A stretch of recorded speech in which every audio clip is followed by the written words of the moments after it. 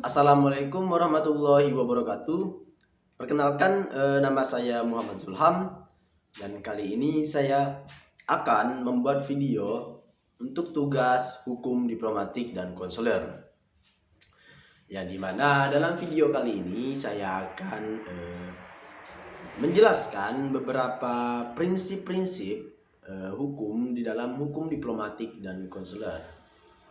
Jadi hukum diplomatik merupakan cabang dari hukum internasional yang mengatur hubungan resmi antar negara melalui perwakilan diplomatik.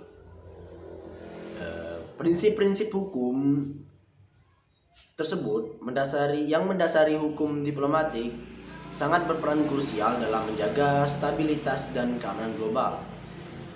Juga memfasilitasi kerjasama internasional yang efektif.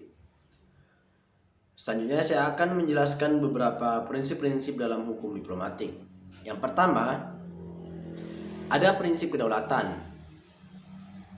Jadi prinsip kedaulatan negara ini merupakan landasan utama dalam hubungan internasional, yang dimana setiap negara memiliki kekuasaan tertinggi atas wilayah dan rakyatnya. Dalam konteks diplomatik, prinsip ini menegaskan bahwa negara penerima memiliki kewajiban untuk menghormati kedaulatan negara pengirim, termasuk kekebalan diplomatik dan hak khusus yang dimiliki oleh perwakilan diplomatik. Prinsip kedaulatan negara juga berarti bahwa negara penerima tidak boleh mencampuri urusan internal negara pengirim, seperti kebijakan politik, ekonomi, dan sosial. Hal ini penting untuk menjaga kemandirian dan integritas setiap negara dalam menentukan jalannya sendiri. Lalu prinsip yang kedua ada prinsip kekebalan diplomatik. Perlindungan bagi perwakilan negara merupakan prinsip kekebalan diplomatik yang merupakan salah satu prinsip yang paling fundamental dalam hukum diplomatik. Prinsip ini menjamin kekebalan perwakilan diplomatik dari yurisdiksi negara penerima, yang artinya diplomat dan anggota misi diplomatik tidak dapat diadili atau dituntut di negara penerima kecuali dalam kasus-kasus tertentu seperti kejahatan serius seperti pembunuhan atau terorisme. Kekebalan diplomatik juga mencakup properti diplomatik seperti kedaulatan besar dan konsulat. Negara penerima wajib melindungi properti diplomatik dari gangguan dan pelanggaran, dan tidak boleh memasuki wilayah kedutaan besar tanpa izin dari negara pengirim. Kekebalan diplomatik bertujuan untuk melindungi perwakilan diplomatik agar dapat menjalankan tugasnya dengan bebas dan tidak terpengaruh oleh tekanan politik atau hukum dari negara penerima. Selanjutnya, prinsip yang ketiga adalah prinsip non-intervensi, yang dimana prinsip non-intervensi melarang negara untuk mencampuri urusan internal di negara lain. Dalam konteks diplomatik, bahwa negara penerima tidak boleh mengganggu kegiatan diplomatik negara pengirim, termasuk komunikasi dan kegiatan internal. Juga kegiatan internal misi diplomatik. Prinsip ini juga melarang negara untuk menggunakan kekuatan militer atau ancaman kekuatan untuk memaksakan kehendaknya kepada negara lain. Prinsip non-intervensi bertujuan untuk menjaga kemerdekaan dan kedaulatan setiap negara, serta mencegah konflik internasional yang dapat mengancam perdamaian dunia. Lalu prinsip yang keempat ada prinsip persamaan negara, yang dimana prinsip persamaan negara menegaskan bahwa semua negara memiliki hak dan kewajiban yang sama di mata hukum internasional. Dalam konteks diplomatik, berarti bahwa semua negara memiliki hak untuk menjalin hubungan diplomatik dan mengirim perwakilan diplomatik ke negara lain. Prinsip ini juga berarti bahwa semua negara harus diperlakukan secara adil dan setara dalam hubungan diplomatik, tanpa diskriminasi berdasarkan ukuran, kekuatan, atau sistem politik.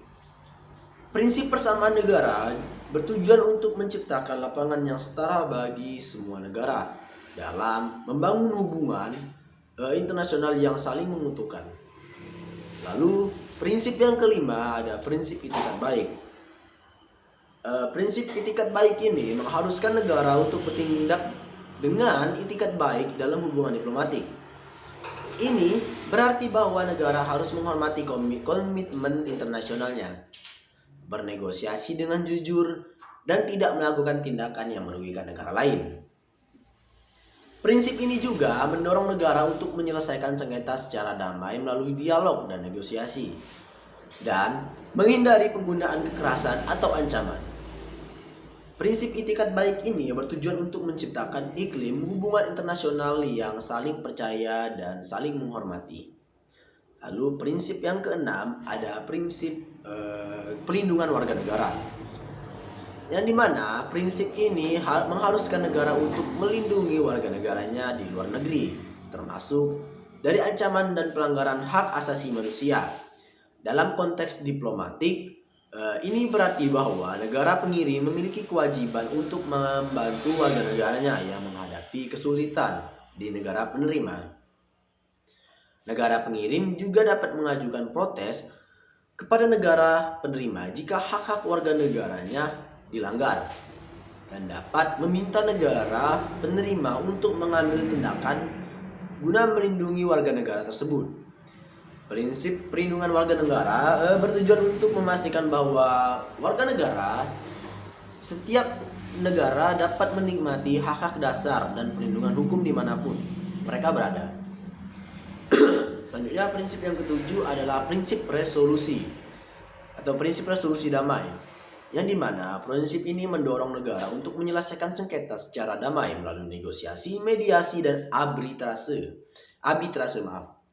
Dalam konteks diplomatik, ini berarti bahwa negara harus menghindari penggunaan kekerasan dan mencari solusi damai untuk menyelesaikan perbedaan pendapat. Prinsip ini juga mendorong negara untuk bekerja sama dalam menjaga perdamaian internasional dan menyelesaikan konflik secara damai. Prinsip resolusi damai bertujuan untuk mencegah konflik bersenjata dan menjaga stabilitas global. Lalu selanjutnya ada prinsip hukum internasional umum. Prinsip ini menyatakan bahwa hukum internasional umum yang berkembang melalui kebiasaan internasional dan persetujuan umum negara menjadi sumber hukum yang berlaku bagi semua negara. Jadi prinsip ini penting dalam hukum diplomatik karena membantu membangun kerangka kerja hukum yang mengatur hubungan antar negara. Hukum internasional umum mencakup berbagai aturan dan prinsip yang telah diakui secara luas oleh negara seperti prinsip non-intervensi, prinsip persamaan, dan prinsip itikat baik.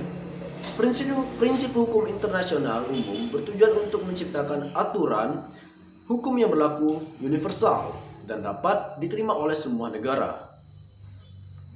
Selanjutnya ada prinsip perjanjian internasional. Jadi prinsip ini menegaskan bahwa perjanjian internasional yang dibuat oleh negara-negara menjadi sumber hukum yang mengikat bagi negara yang menandatanganinya. Dalam konteks diplomatik, perjanjian internasional seperti Konvensi Wina tentang hubungan diplomatik tahun 1961 berperan penting dalam mengatur hubungan diplomatik antar negara. Perjanjian internasional dapat mengatur berbagai aspek hubungan diplomatik seperti kekebalan diplomatik, prosedur diplomatik, dan penyelesaian sengketa. Prinsip perjanjian internasional bertujuan untuk menciptakan kerangka kerja hukum yang jelas dan terstruktur untuk mengatur hubungan diplomatik antar negara. Jadi kesimpulan dari materi hari ini adalah prinsip-prinsip hukum sebagai fondasi hubungan diplomatik. Prinsip-prinsip hukum yang mendasari hukum diplomatik merupakan fondasi penting dalam menjaga ketertiban dan perdamaian global serta keamanan global, serta memfasilitasi kerjasama internasional. Memahami prinsip-prinsip tersebut sangat penting bagi negara-negara untuk membangun hubungan diplomatik yang harmonis dan saling menguntungkan. Prinsip-prinsip ini juga berperan penting dalam menyelesaikan konflik secara damai, mendorong kerjasama internasional, dan membangun tatanan dunia yang lebih adil dan berkelanjutan. Sekian materi dari saya. Kurang lebih saya mohon maaf. Assalamualaikum warahmatullahi wabarakatuh.